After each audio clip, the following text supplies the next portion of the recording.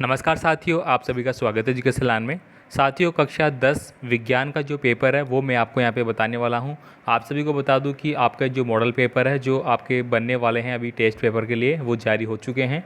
तो यहाँ पे दोस्तों मैं आपको 3 आपकी जो फर्स्ट यूनिट के लिए आने वाले पर्सन है वो मैं सारे आपको बताने वाला हूँ। आप उनको एक बार देख लीजिए, एक भी पर्सन आपका बाहर नहीं जाएगा। साथ ही साथ मैं सबका सोल्यूशन आपको बता रहा हूँ, तो आप टिक मार्क कर लेना इनको। चलिए मैं बात कर लेता हूँ ज़्यादा देर नहीं करते हुए। फर्स्ट क्वेश्चन देखिए, किसी रासायनिक अभिक्रिया का निर्धारण होता है तो ये कब होता है। मैं डायरेक्ट आपको आंसर दूंगा, तो ऑप्शन नंबर डी है वो आपका सही आंसर हो जाएगा। नेक्स्ट देखिए, यदि मैग्नीशियम रिबन को वायु में दहन किया जाए तो चमत्कार श्वेत लो उत्पन्न होती है। यह श्वेत चूर्ण में परिवर्तित हो जाता है। यह चूर्ण रासायनिक रूप से है। तो ये जो चूर्ण का निर्माण हुआ है वो किस प्रकार का हुआ है, तो इसका आप आंसर वो नोट डाउन करेंगे। ऑप्शन नंबर ए हो जाएगा, मैग्नीशियम ऑक्साइड। नेक्स्ट देखिए, यहाँ पे अगला क्वेश्चन है, कैल्शियम ऑक्साइड की जल के साथ अभिक्रिया किस प्रकार की होती है। ऊष्माशोषी, ऊष्माक्षेपी, अवशोषी या विस्फोटक। तो तीसरे नंबर का क्वेश्चन में बी आपका सही आंसर है, ऊष्माक्षेपी। अगला देखिए, यहाँ पे निम्नलिखित में से कौन सा भौतिक परिवर्तन नहीं है। तो यहाँ पे भौतिक परिवर्तन नहीं है वो आपको बताना है। तो फोर्थ नंबर में बी आपका सही आंसर हो जाएगा, एलपीजी का दहन। ये सारे प्रश्न दोस्तों पहले भी आपके पूछे जा चुके हैं परीक्षाओं में। मतलब जो आपके थर्ड 3 चैप्टर है, पहला रासायनिक अभिक्रियाओं का, और दूसरा आपका अम्लसार का, और तीसरा धातु धातु का, ये आपकी यूनिट आ रही है। तो यहाँ पे तीनों यूनिट का मैं अलग अलग जो 20-20 क्वेश्चन मैं आपको बता रहा हूँ। यहाँ पे देखिए दोस्तों, अगला क्वेश्चन है, जल का विद्युत अपघटन एक अपघटक अभिक्रिया है। हाइड्रोजन एवं ऑक्सीजन के निकलने में मोल अनुपात है वो क्या होगा। तो 5 नंबर में आपका आंसर है वो आप नोट डाउन करेंगे यहाँ पे। ठीक है, यहाँ पे 5 नंबर का क्वेश्चन है, 1 मिनट साथियों। 5 नंबर और 6 नंबर का क्वेश्चन है, इसको आपको स्किप करना है। नेक्स्ट देखिए, यहाँ पे सूर्य के प्रकाश में श्वेत रंग का सिल्वर क्लोराइड दूसर रंग का हो जाता है, यह अभिक्रिया उदाहरण है। तो ये किस प्रकार की अभिक्रिया का उदाहरण है, तो ये आपका सही आंसर है, ऑप्शन नंबर डी, वियोजन अभिक्रिया। नेक्स्ट देखिए, जिन अभिक्रियाओं में ऊष्मा का अवशोषण होता है उन्हें हम क्या कहते हैं, तो इसको हम बोलेंगे ऊष्मा शोषी अभिक्रिया। इसी प्रकार के प्रश्न आपको आएंगे। नेक्स्ट देखिए, लेड नाइट्रेट का रासायनिक सूत्र है वो क्या होगा, तो 9 नंबर में आपका बी नंबर का ऑप्शन सही हो जाएगा, ये वाला। नेक्स्ट देखिए, खाद्य पदार्थों का कार्बन डाइऑक्साइड और पानी में टूटना किस प्रकार की अभिक्रिया है। तो 10 नंबर में आपका ऑप्शन नंबर सी है वो करेक्ट आंसर हो जाएगा, ये वाला। इसके बाद देखिए आप अगला क्वेश्चन आप यहाँ पे 11 को स्किप करेंगे, 12 पे आएंगे। निम्नलिखित में से कौन सी एक रासायनिक अभिक्रिया नहीं है। तो 12 नंबर में आपका ऑप्शन नंबर सी है वो सही आंसर हो जाएगा, बर्फ़ का पिघलना। ये किसी प्रकार की रासायनिक अभिक्रिया नहीं है, ये तो एक स्वतः ही होने वाली क्रिया है। सोने और प्लेटिनम को गलाने वाली अम्ल का नाम है वो आपको बताना है। तो 13 नंबर में आपका ऑप्शन नंबर ए हो जाएगा, एक्वा रेजिया। ठीक है, 14 नंबर प्रश्न देखिए आप यहाँ पे, किसी रासायनिक अभिक्रिया में भाग लेने वाले पदार्थ है वो क्या कहलाते हैं। तो 14 नंबर में आप बी करेंगे ऑप्शन, अभिकारक। अभिकारक क्या होता है दोस्तों, किसी भी रासायनिक अभिक्रिया होती है उसमें उसकी गति को बढ़ा देते हैं, कुछ ऐसे इफेक्ट वो डालते हैं। 15 नंबर का क्वेश्चन देखिए, ऊष्माक्षेपी अभिक्रिया का उदाहरण नहीं है, आपको नहीं है वो बताना है। तो 15 नंबर का क्वेश्चन है, उसमें आप ऑप्शन नंबर डी टिक करेंगे, जल का विद्युत अपघटन। साथ ही मैं आपसे रिक्वेस्ट करूंगा, चैनल को आप सब्सक्राइब कर लीजिए, वीडियो को अगर लाइक नहीं किया है तो लाइक कर दीजिए, अपने दोस्तों को सेंड कीजिए। मैं आपको सारे क्वेश्चन पेपर है वो यहाँ पे कराने वाला हूँ।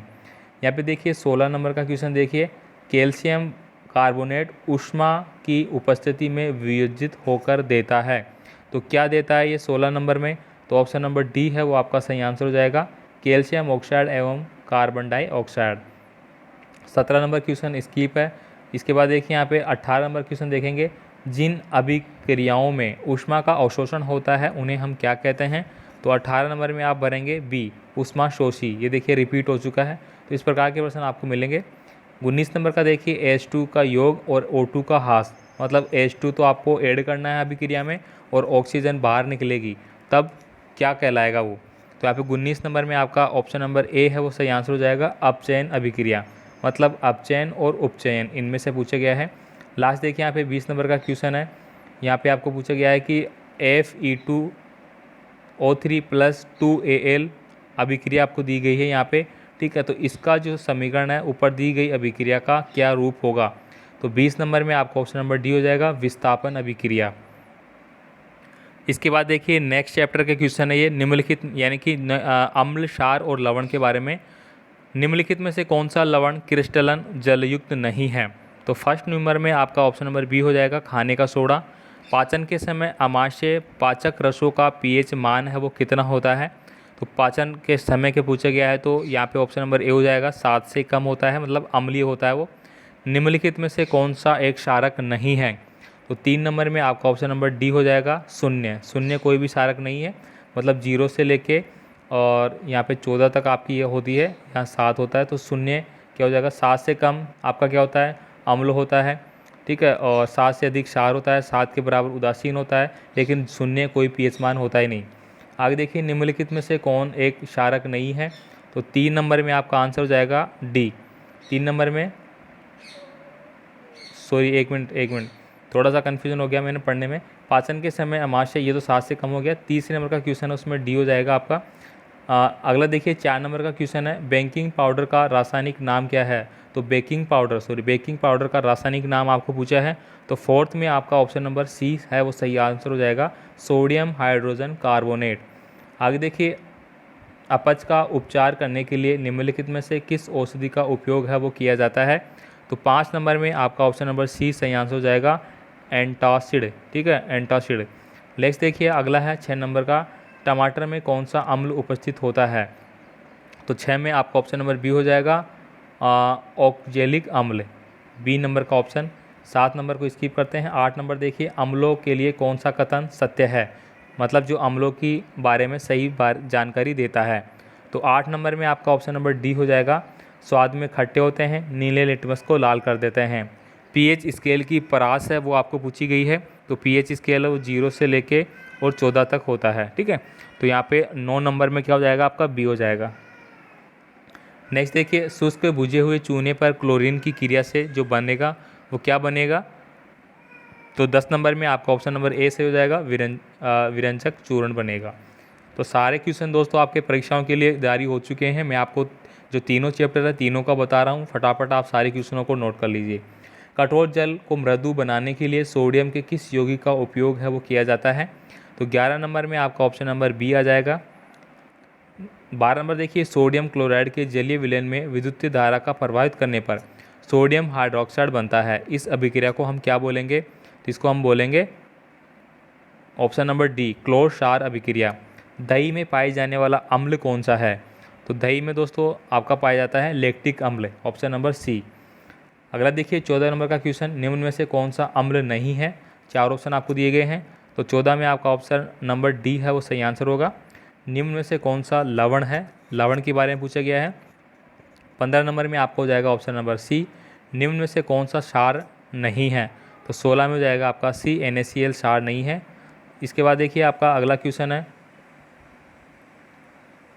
17 नंबर, निम्न में से किस क्रिस्टलन जल नहीं होता है? तो यहाँ पे 17 नंबर में आपका ऑप्शन नंबर डी हो जाएगा, बेकिंग सोडा, पहले भी आ चुका है। कोई विलयन लाल लिटमस को नीला कर देता है तो उसका पीएच संबंध क्या होगा? तो 18 नंबर में आपका डी हो जाएगा, ठीक है, 10 हो जाएगा। आगे देखिए यहाँ पे, कोई विलयन अंडे के पिसे हुए कवच से अभिक्रिया कर एक गैस उत्पन्न करता है जो चूने के पानी को दूधिया कर देती है, तो उसका विलयन है वो किस प्रकार का होगा? तो 19 नंबर में आपका ऑप्शन नंबर बी हो जाएगा, ये वाला HCl। लास्ट 20 नंबर का क्वेश्चन देखेंगे आप। तो 20 नंबर में आपको पूछा गया है कि NaOH का 10 ml विलयन HCl के 8 ml विलयन से पूर्णतः उदासीन कर देता है। तो यदि हम NaOH के उसी विलयन का 20 ml ले और उसे उदासीन करने के लिए HCl के उसी विलयन की मात्रा की आवश्यकता होगी तो कितनी होगी? तो इसमें दोस्तों 20 नंबर में आपका आंसर आपको बताना है। ये भी स्कीवेल क्वेश्चन है लेकिन ठीक है। तो ये 20 क्वेश्चन हो चुके हैं 2 यूनिट के। लास्ट यूनिट के मैं बाकी क्वेश्चन आपको बता देता हूँ। लास्ट देखिए तीसरे यूनिट के क्वेश्चन में मैं आपको बता रहा हूँ, निम्नलिखित में से कौन सा गुण प्राय धातुओं द्वारा प्रदर्शित नहीं किया जाता? जो आपका धातु अधातु चैप्टर है वो वाला है ये। तो इसमें ऑप्शन नंबर सी हो जाएगा, चमकहीनता। वायु में अधिक समय तक खुला छोड़ने पर चांदी की वस्तुएं काली पड़ जाती है, यह निम्नलिखित के बनने के कारण होता है। तो 2 नंबर में आपका ऑप्शन नंबर हो जाएगा बी, कौन सा? बी, यानी कि सिल्वर ऑक्साइड अगर उसमें मिला हुआ है तो वह चांदी की जो चीज़ें हैं वो काली पड़ जाती है। आगे देखिए 3 नंबर का क्वेश्चन है, निम्नलिखित में से कौन सी अधातु में चमक होती है। मतलब वो अधातु है फिर भी उसमें चमक पाई जाती है। तो तीसरे नंबर में ऑप्शन नंबर डी आपका सही आंसर हो जाएगा, आयोडीन। आगे देखिए निम्नलिखित में से कौन सी धातु उभयधर्मी ऑक्साइड बनाती है। तो 4 नंबर में आपका आंसर हो जाएगा सी, एल्यूमिनियम। नेक्स्ट देखिए निम्नलिखित में से कौन सी जो मिश्र धातु में पारद अवयव होता है। तो इसमें ऑप्शन नंबर सी हो जाएगा, अमलगम। तो सारे क्वेश्चन दोस्तों आपको देख लेने हैं सबको एक बार आपको। नेक्स्ट देखिए 6 नंबर का, निम्नलिखित में से कौन सी अधातु दुरु होती है। अधातु दुरु कौन सी होती है इसमें आपको बताना है। तो यहाँ पे देखिए दोस्तों 6 नंबर में आपका आंसर हो जाएगा ऑप्शन नंबर सी, ब्रोमीन। इसके बाद देखिए जब जल धातु के साथ क्रिया करता है तो कौन सी गैस उत्सर्जित होती है। तो यहाँ पे देखिए 7 नंबर में आपका ऑप्शन नंबर बी हो जाएगा, हाइड्रोजन। तो दोस्तों ये क्वेश्चन जारी किए गए थे जो मैंने आपको बता दिए। इसके अलावा भी कोई पेपर होगा तो मैं आपको जल्दी बता दूंगा, तो आप सभी क्वेश्चनों को याद कर ले। मिलेंगे फिर एक और अगले पेपर के साथ, तब तक के लिए जय हिंद।